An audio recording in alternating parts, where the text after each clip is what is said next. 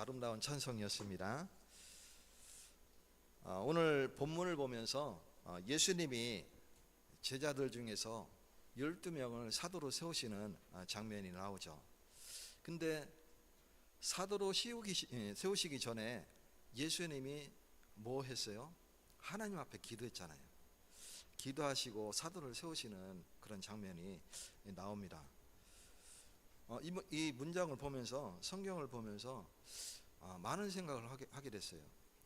왜 예수님이 기도를 하시지?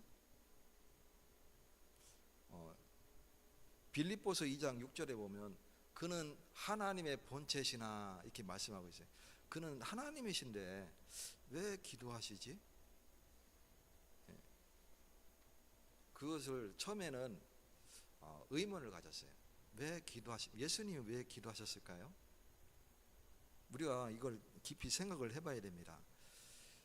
그 빌립보서 6장의 2장 6절에 보면 하나님의 본체시나 그가 하나님과 동등됨으로 취하지 아니하시고 그래요. 종의 형체를 가지사 사람의 몸을 입고 이 땅에 오신 분이 바로 예수님이세요. 예수님이 근본 하나님과 본체시지만 종의 형체로 이 땅에 오셨잖아요.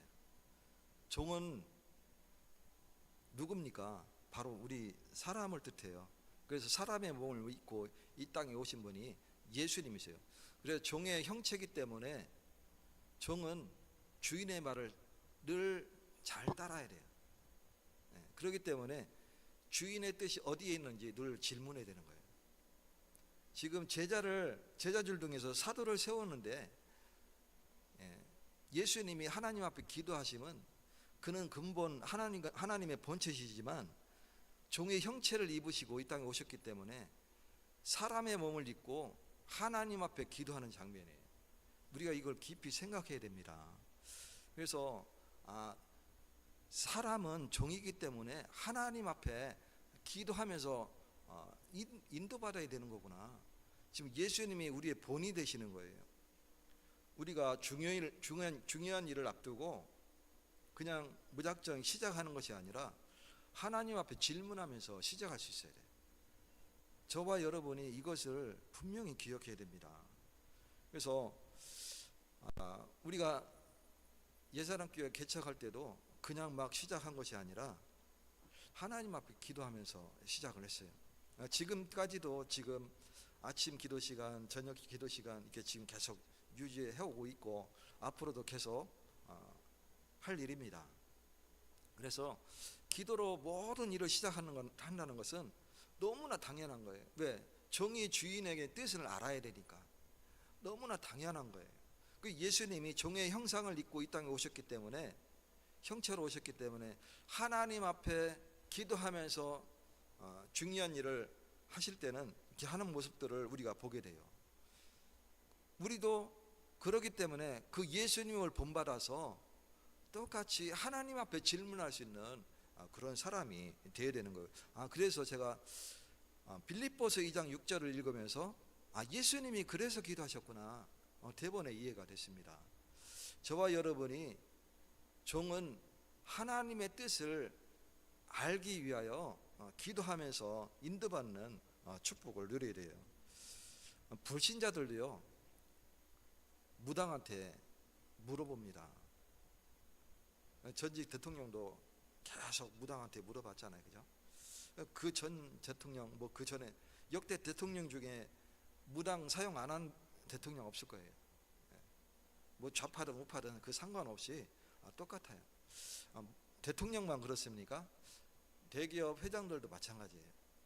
모든 사람이 아예 무당을 옆에 끼고 살아요.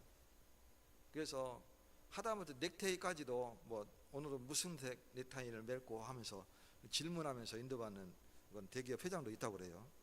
누군지 잘 모르겠어요. 결국은 무너지게 돼요. 어려움이 오는 것을 잠깐 막을 수 있지만 그 뒤에 멸망하는 것을 우리는 막을 수가 없습니다. 하다못해 불신자들도 이렇게 무당한테 질문을 하는데, 구원받은 우리 성도가 하나님 앞에 질문하는 것은 너무나 당연한 거예요. 그래서 모든 일을 기도로 시작하시기 바랍니다. 특히 중요한 일을 앞두고 우리가 집중 기도할 수 있는 그런 은혜를 누려야 돼요. 출애굽기 17장에 보면 모세가 기도하는 장면이 나오죠. 지금 여호수아가 아말렉 군대와 지금 싸우는 중이에요. 모세가 산 위에서 두 손을 높이 들고 기도할 때는 이스라엘 군대가 이깁니다. 근데 사람이 계속 손을 들고 있어요. 팔이 무거우니까 이제 내려가잖아요. 팔이 내려오면 아말렉 군대가 이기는 거예요. 모세가 또 힘을 얻어서 손을 높이 들고 기도하면 다시 이스라엘 군대가 이기는 거예요. 그걸 누가 눈치챘냐면 옆에서 아론과 훌이 눈치를 챘어요. 그래서 모세의 팔이 내려오지 않도록 옆에서 팔을 같이 들고 기도를 하게 한 겁니다. 그래서 해가 지기 전에 여호수아가 아말렉 군단을 다 쳐서 멸하는 그런 승리의 장면이 나오게 되죠. 이거는 단순히 기도의 해라 마라가 아니라 우리가 기도할 때에 우리의 배후에 많은 일들이 일어나는구나, 이것을 알 수 있어요. 그래서 저와 여러분은 기도로 모든 일을 시작하시기 바라겠습니다. 특히 중요한 일을 앞두고 집중 기도할 수 있는 은혜를 누려야 돼요. 모세가 팔을 들고 기도하는 것은 지금 집중 기도하는 시간이에요. 그때는 이스라엘 군대가 이기고 있어요. 팔이 아프니까 팔을 쉰다고 내리는 거예요. 그러면 아말렉 군대가 이기는 거예요. 그래서 우리는 이것을 분명히 알고 기도를 쉬는 게 아니라 집중 기도할 수 있는, 물론 팔을 꼭 올려야 되느냐 말아야 되느냐 그 차원이 아니라 기도하느냐 안 하느냐, 거기에 우리의 뜻이, 마음과 뜻이 담겨 있는 것입니다. 근데 기도는요 우리에게 부담이 아니에요. 우리에게 부담 주려고 하나님이 기도하라고 하신 게 아니에요. 기도는 성도에게 주신 특별한 은총이에요. 기도는, 기도하라는 것은 하나님이 응답을 주시겠다는 약속이에요. 그렇기 때문에 성도의 특권이 바로 기도입니다. 기도할 수 있는 특권은 어마어마한 거예요. 우리가 기도하면 하나님이 응답하시겠다는 약속이거든요. 예수님이 하나님 앞에 종의 형체를 가지시고 기도하는 장면이 나옵니다. 그것은 그대로 하나님이 응답하시겠다는 약속이에요. 그것을 이루시잖아요 지금. 그래서 기도 중에 제자 중에서 12 사도를 택하시는 그런 장면이 나오게 됩니다. 오늘 이것을 보면서 우리가 기도는 우리 성도에게 너무나 당연한 거구나, 이것을 꼭 붙잡으시기 바랍니다. 오늘 주일 설교 중에 다 놓쳐도 이것만 붙잡으면 돼요. 성도에게 기도한다는 것은 응답을 주시겠다는 약속이구나, 내가 기도해야 되겠구나, 기도할 때에 배후에 많은 일들이 일어나게 되는 거구나, 이것을 붙잡으시기 바랍니다. 그래서 예수님께서 밤새도록 기도하신 후에 12 사도를 세우셨죠. 제자 중에 사도를 세우셨는데 제자는 다르고 사도는 또 다릅니까? 제자는 부르심 받은 사람들, 모든 사람을 다 제자라고 그래요. 물론 제자 중에서도 무리가 있고 제자가 있죠. 그래서 무리는 예수님이 기적을 베푸시니까 와 놀라워라 하면서 찾아온 사람들, 그리고 예수님이 말씀이 좋아서 따르는 사람들, 근데 그 중에 또 부르심을 받은 사람들이 있어요. 그러면서 예수님이 기도하시면서 12 사도를 세우시죠. 이 사도를 세우신 것은 그냥 세운 게 아니고 특별한 사명과 권세를 주시기 위하여서 사도를 세우신 거예요. 오늘 그 장면은, 그 설명은 좀 이따 다시 본문 내용 중에서 설명하겠습니다. 그래서 그들을 통해서 온 땅에 이 복음이 전파되는 특별한 사명과 권세를 주신 것입니다. 오늘 우리가 하나님께서 우리를 부르시고 또 살아가면서 제자의 삶이 무엇인지 깊이 묵상하는 그런 삶을 누리시는 축복의 날 되시기를 축원드립니다. 그러면 첫 번째로 사도의 부르심은 기도 가운데 이루어졌어요. 오늘 본문 12절에 보면 이때에 예수께서 기도하러 산으로 가사 밤이 새도록 하나님께 기도하시고 말씀하고 있어요. 예수님이 산으로 가셔서 밤이 새도록 기도하셨어요. 밤새도록 기도한다는 게 참 쉬운 일이 아닙니다. 예전에 교회는 철야 기도 뭐 이런 거 많이 했잖아요, 그죠? 근데 그게 쉬운 게 아니에요.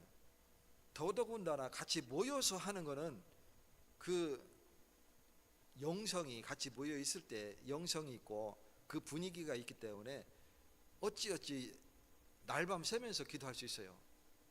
근데 혼자 산으로 가서 기도한다는 거는 참 어렵습니다. 근데 그것을 누가 하셨냐면 예수님이 하셨어요. 또 사람 중에 그렇게 하시는 분들 많이 있죠. 신비하시는 분들. 또 누가 그렇게 하냐면 무당들이 철야기도 많이 합니다.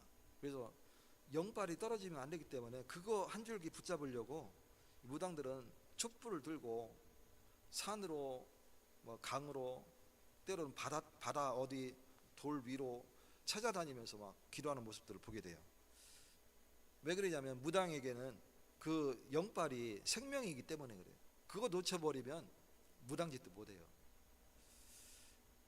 우리 성도가 기도할 수 있는 그런 은혜를 누려야 되는데 그 본을 보이신 분이 누구시냐?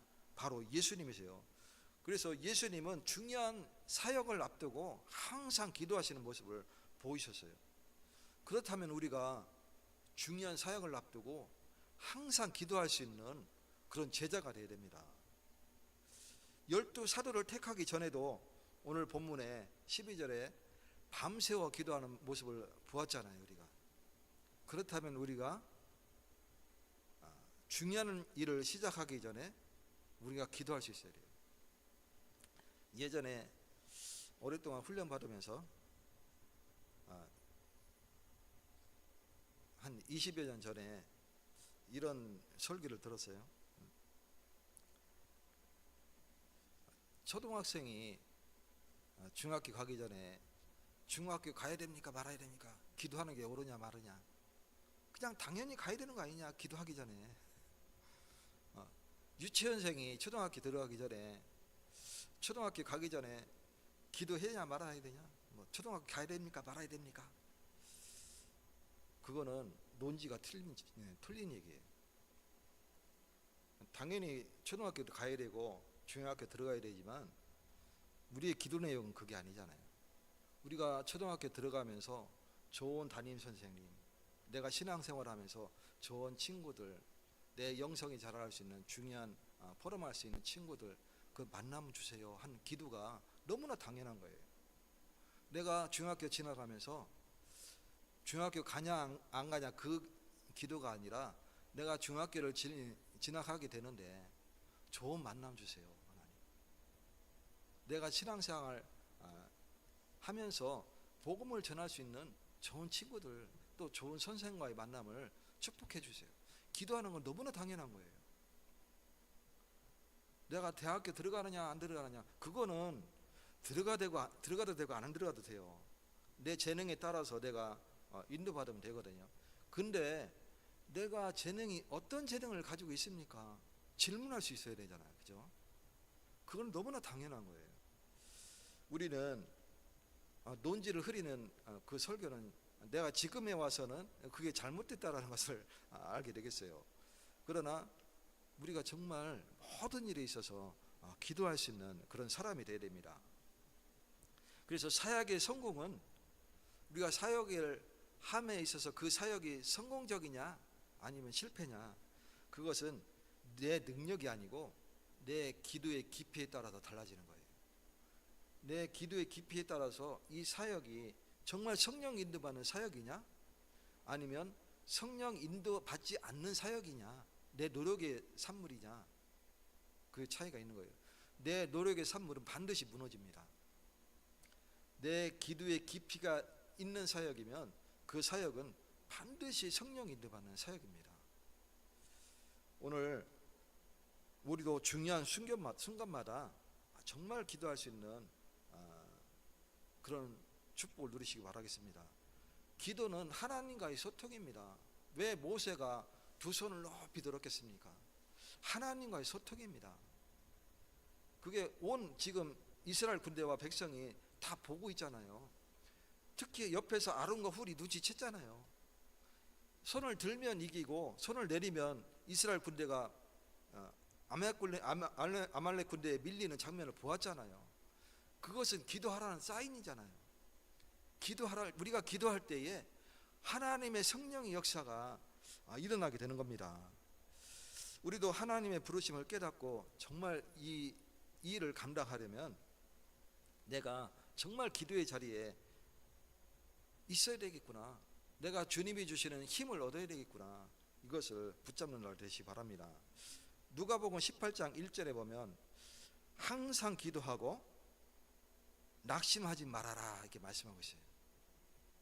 우리가 기도하면 어떤 때는 바로 응답할 때도 있고 어떤 때는 좀 늦게 텀이 있을 때도 있어요. 어떤 때는 기도가 했는데 응답이 아예 없을 때가 있어요. 무응답도 기도입니다. 하나님은 나에게 해로운 것을 주시지 않으세요.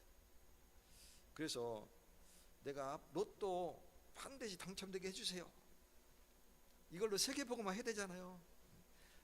예사랑교회 마음껏 통화해야 되지 않습니까? 근데요, 내가 준비가 안 됐는데 큰 돈이 들어오면 재앙이 와요.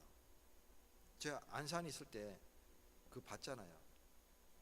한 달 만에 칼 맞아 죽었어요. 그것도 가족으로부터. 그런 일들이 반드시 일어나게 됩니다. 그래서 하나님은 나에게 해로운 거 주시지 않습니다. 내가 정말 경제 복을 받고 싶다 그러면 경제 그릇을 만들어야 돼요. 내가 준비를 해야 돼요. 그래서 돈이 없어도 내 그릇이 준비되면 이 그릇 안에 자연적으로 세상에 굴러 들어와요. 그래서 내가 그릇이 안 되는데 경제 복을 달라고 막 기도하는 것은 잘못된 겁니다. 그래서 늘 하나님과의 소통하면서 기도하면서 낙심하지 말고 성령 인도 받는 축복을 누리시기 바라겠습니다. 그럴 때는 어떻게 기도해야 되냐? 하나님, 내가 어떻게 그릇을 준비해야 될까요? 기도하면서 그릇 준비해야 돼요. 두 번째로 사도의 부르심은 주권적 선택이에요.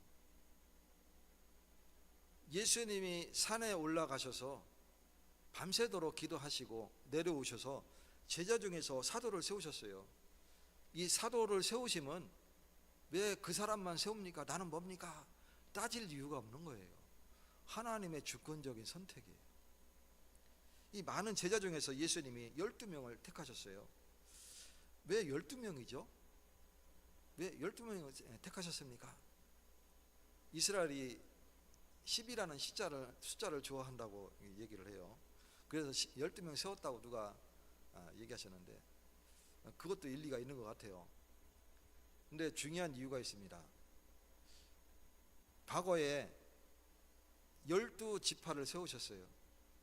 그리고 그 12지파가 광야를 지나서 이제 가나안 땅에 입성할 때에 그 12지파에게 무엇을 분배했어요? 땅을 분배했잖아요. 이 땅을 기업으로 줬단 말이에요. 기업이라는 것은 뭐 하늘의 기업이 있고 땅의 기업이 있는데 이 땅은 그게 따로 분리돼서 우리가 생각할 게 아니에요. 이 땅의 축복, 육신적 축복도 되지만 그것은 뭐냐면 하늘의 기업인 거예요. 그래서 그 하나님의 통치가 이루어지는 땅, 온전히 하나님을 섬기는 백성이 다스릴 땅, 그게 유업인 거예요. 오늘 저와 여러분이 그 은혜 가운데 12를 제자로 세우심은 하나님이 지금 그 땅을 분배하셔서 지금 중요한 지역을 나눠서 그 지역을 복음화하라는 뜻이구나. 이것을 붙잡아야 되는 거예요. 그래서 특별한 사명과 권세를 주셨다고 그랬어요. 이게 사명과 권세를 주시면, 열두를 세우시면 그 뜻이 있는 거예요. 그래서 한 지역을 감당하면서 사도를 대표로 세우시고, 그리고 제자들 그 무리를 통해서 그 지역을 복음을 전파하고 많은 병자를 살리고 예수를 증인으로, 예수 그리스도의 증인으로 세우는 그런 축복을 누리게 하신 것입니다. 그래서 오늘 본문에 보면 베드로와 안드레와 야고보와 요한과 빌립과 바돌로메와 마테와 도마와 알페오의 아들 야고보와, 이름이 계속 겹치는 사람들 있죠. 그래서 야고보와 알페오의 아들 야고보 따로 구분했어요. 유다가 있고 가룟 유다가 또 따로 있어요. 그러면서 시몬도, 베드로가 원래는 시몬이 원래 이름이 시몬이에요. 근데 왜 베드로라고 했냐면 이제 그 반석 이런 뜻이거든요. 그래서 예수님이 베드로라고 이름을 따로 지어줬죠. 그 유다와 가룟 유다까지 이렇게 세우시는 장면이 나옵니다. 가룟 유다가 이 안에 포함되어 있네. 이름을 쭉 보면서 가룟 유다가 지금 이 안에 있네. 예수님이 실수하신 건가? 아니에요. 그 사람은 예수님을 팔자로 알고 예수님이 가룟 유다를 세우신 거예요. 그게 어디에 나오냐면 마태복음 26장 21절에 보면 이 중에 나를 팔자가 있다 그랬어요. 예수님은 그걸 알고 계셨다는 얘기예요. 나를 팔자로 가룟 유다를 선택해서 세웠다는 얘기예요. 이 본인은 저주받아서 영원 멸망 속에 떨어지지만 그 일조차도 예수님은 그것을 다 하나님의 뜻을 이루기 위한 도구로 사용하신 거예요. 그래서 지금 일어나는 여러 가지 일들을 보면서 왜 저 사람은 저렇게 쓰임받지 하는 그런 내용들이 있잖아요. 그죠? 근데 하나님은 다 알고 쓰시는 거예요. 물론 그 개인은 무너지겠죠. 안타깝지만. 그래서 우리는 이것을 알고 왜 저 사람이 저렇게 하지? 아니에요. 그 용도에 맞게 하나님이 그렇게 선택하신 거예요. 영원한 지옥 백성으로 또는 영원한 천국 백성으로. 그래서 가룟 유다까지도 하나님이, 예수님이 기도하시면서 다 세우신 사람이구나, 그것을 볼 수가 있어요. 이게 보면 그들 모두가 대단한 사람이 아니에요. 완벽한 사람도 아니고 대단한 사람도 아니에요. 근데 사도로 세우시면 그래도 한 지역에, 군대로 치면 지역 사령관으로 세운 거거든요. 사도로 세웠다면 그래도 목회자로 세운 거거든요. 그래서 그것은 하나님의 절대적인 주권 안에서 세워진 거기 때문에 우리가 왈가왈부를 할 수가 없는 거예요.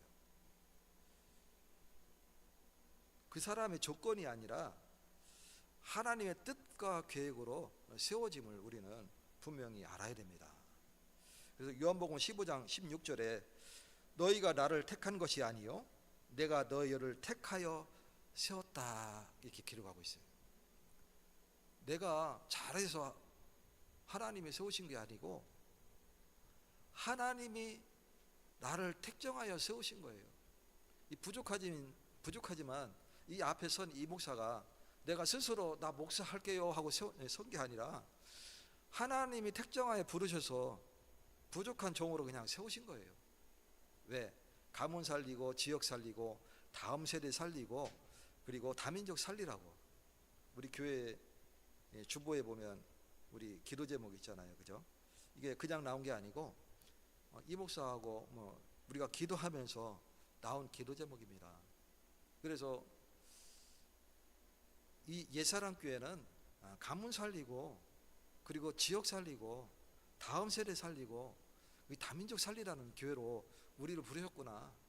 그게 우리의 땅의 기업이에요. 그래서 그것을 꼭 붙잡으시고 기도하시면서 인도받으시기 바라겠습니다. 세 번째로 이 사도에 부르시면 사명을 주심과 동시에 능력을 주셨어요. 그냥 사도로 딱 부르신 게 아니라 이 부르심과 거기에 따른 능력을 주셨어요. 이 성경에 보면 70인 제자 파송한 장면이 나오죠. 누가복음 10장에 보면 나옵니다. 그 70인 제자들 파송한 거죠. 근데 또 12제자를 파송하는 장면이 나와요. 그거는 마태복음 10장하고 마가복음 6장하고 누가복음 9장에 보면 따로 나오죠. 그래서 이 보면 내용이 거의 비슷해요. 둘씩 짝지어서 파송하는, 물론 누가복음 9장에 보면 사도를 12사도를 둘씩 짝지어서 파송하는 거고, 누가복음 10장에는 70인 제자를 둘씩 짝지어서 파송하는 장면이에요. 근데 파송하면서 예수님이 부탁하시는 말씀도 비슷해요. 그리고 나가서 그들이 귀신을 꺾고 그리고 병자를 치유하고 복음을 전파하는 그런 내용도 결과도 똑같아요. 거의 같아요. 근데 왜 사도로 부르시고 누구는 제자로 파송하시고 이래 합니까? 모든 회에는, 회라는 것은 모임을 얘기합니다. 모임에는 대표가 필요해요. 이 군대에도 군대 장이 필요해요. 그 장이 없으면 어떻게 돼요? 완전 당나라 군대 되는 거예요.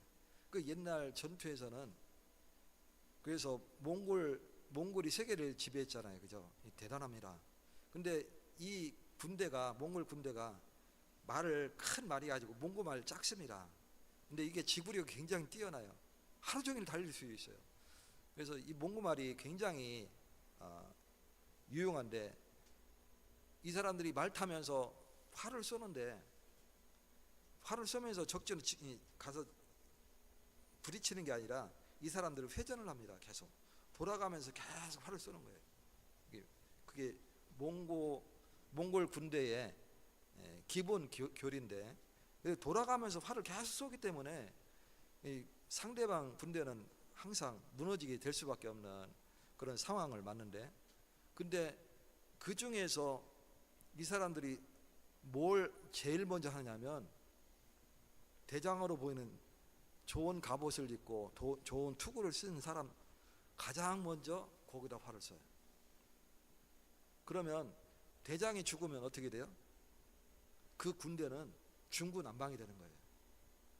그래서 명령 체계도 무너지고 어찌 할 수 없기 때문에 반드시 그 군대는 무너지게 돼요. 그래서 대장이 죽으면 그 몽골 군대가 두 번째 하는 일이 뭐냐면, 딱 쐐기 모양으로 그 군대를 치고 돌파하는 거예요.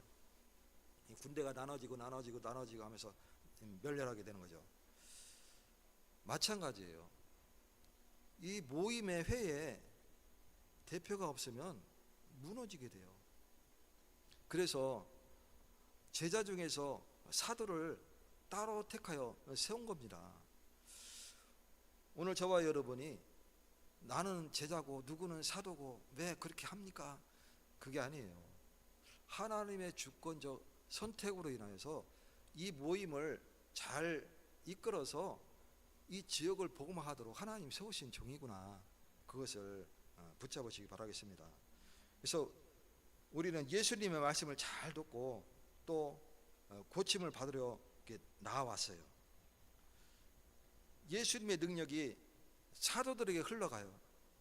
그리고 많은 고침과 회복이 일어납니다. 그러면 12사도에게만 일어나느냐? 그렇지 않아요.